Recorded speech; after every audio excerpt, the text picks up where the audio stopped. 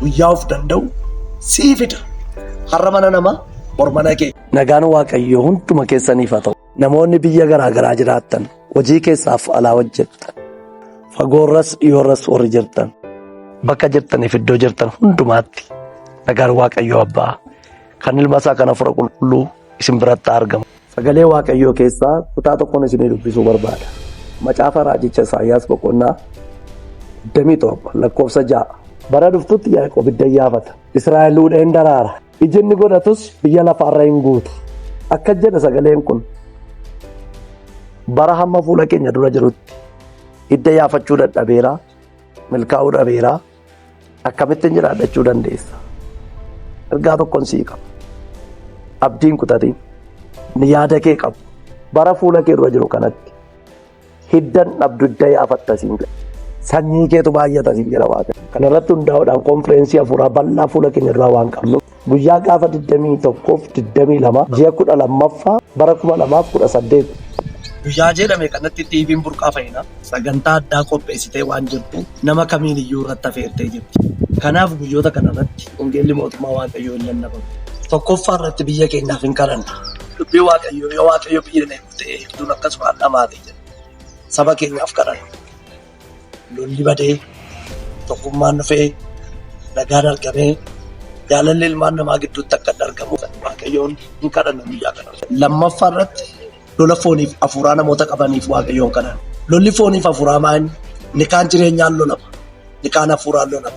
Lola kana Waaqayyoo hafuura keessan irraa cabsee foon keessan irraa cabsee nagaa akka inni isinii kennee birmadummaadhaan jiraachuu akka dandeessan. Sadaffaa irratti immoo namoota karoora garaa garaa qabaniif kadhanna. Hin karoorsita. Iddoo karoorsite ga'uu dhabuu dandeessa. Solomoon akkuma jedhu karaa kee Waaqayyotti adaraa kennadhu. Inni immoo fedha garaa keessii raawwata. Kottaa karoora keessa Waaqayyotti kennadha. Arfaffaa irratti immoo namoota dhibee adda addaa qabaniif Waaqayyoon kadhanna. Dhibeen adda addaa dhukkubi beekamu jira. Dhukkubi hin beekamne jira. Lolli beekamu jira. Lolli hin beekamne jira. Mana qorichaa keessa kan ciisan jiru. Mana adabaa keessa kan ciisan jiru. Kan miilli irraa cite jira. Kan harki irraa citu jiraachuu danda'a. Iddoo garaa garaa teessanii namni rakkattaa dhiphachaa jirtan Waaqa bilisa isin baasa kottaa isinii kadhanna. Lafa teessan teessanii YouTube chaanaalii burqaa fayyinaa warri daawwattan warri ilaaltanis sagalee kana warri dhageessan guyyoonni kun guyyoota bilisa ba'uu keessaniiti. Shanaffaa irratti daldala garaa garaa irratti warri bobbaatan hojiin xinnaaf guddaan qabu. Namoonni daldala kana irratti milkaa'umsaan dhabee hojjedheen kassaree nan dhabee hoggaadhaan deemee bu'aan arganne namoonni jettanii. Daldalli keessan isin jalaa qabame, eebbi keessan isin jalaa qabame, utuu dhamaatanii, utuu joortanii, utuu walii gadi fiiddanii, mana keessaniif jireenya keessaniif jecha fooyyee warri dhabdan akka itti geeddaramtu, akka itti jijjiiramtuuf kadhannaa kanaan si deeggaruu barbaannaa. Waaqayyo bara milkaa'inaa fide. Ja'affaa irratti lola daa'imaa kan qabdan, alakootu danqame namni jettan, alli kee hin danqaman. Warri karaa deemanii bishaan bukkee dhaabatanii rakkatan jiraachuu danda'u. Warri biyyaa ka'anii biyya tokko dhaquuf ka'anii daangeffamanii rakkatan jiraachuu danda'u. Warri killaan isaan dabarsuu dide jiraachuu danda'a.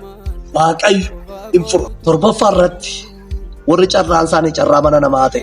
Kanaan carraan koo gubataa mana namaa keettan dhumaa barri koo mana namaa keetti badaa dafqi koo namoonni jettan. Waaqayyo mana namaa keetti sin hambisu. Waaqayyo bara fida. Guyyaa of danda'u sii fida. Har'a mana namaa bor mana kee. Har'a uffata namaa bormoo uffata kee. Har'a buddeen namaa bormoo buddeen kee. Waaqayyo inni nu waaqessuun obboleessa obboleettii. Waaqa alchaadaa'idha.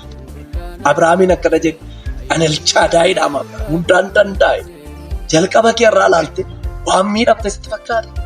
Dhumi kee gaarii. Waaqni nu waaqessuun waaqni nu gara isaa ilaallu kun waaqa of danda'an waaqa si danda'u. 8ffaa namoota maasii hin qabneef kadhanna. Kanaaf namooti ani mana hin qabu lafa hin qabu jettan Waaqayyo lafa qaba mana qaba. 9ffaa namoota utuu karaa deemanii waan deemaniif ga'uu dadhabanii karaatti danqamaniif kadhanna. Manaa ba'ee lafa ba'ee utuu hin ga'iin namoota karaa dhaabatan.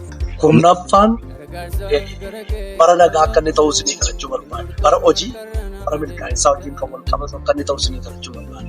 Mana barumsaa kolleejjii adda addaa yuunivarsiitii adda addaa irraa barattanii baatanii mana teessanii waan fuutan waan qabdan wallaaltanii kan rakkattan jiraachuu dandeessu.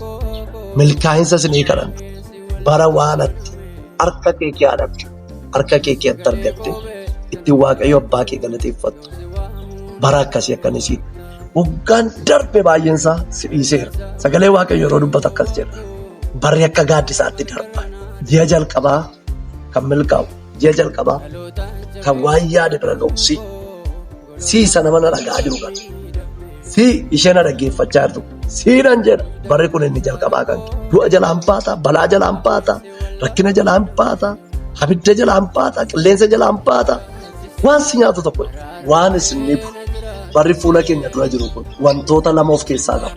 Namoota waaqayyoon hin dhageenye balaa garaagaraa, rakkoo garaagaraa, du'a garaagaraa, miidhama garaagaraatu eeggata. Namoota waaqayyoon eeggatan garuu eegumsa waaqayyootu isaan eega. Harka waaqayyootu isaan eega. Kanaaf barri fuula keenya dura jiru kun waan lama ofirraa qaba hin dagatinaa. Abidda qabaa, qabbana qaba. Du'a qabaa, jireenya qabaa. Badiisa qabaa, kufaatii qabaa, ka'umsa qaba.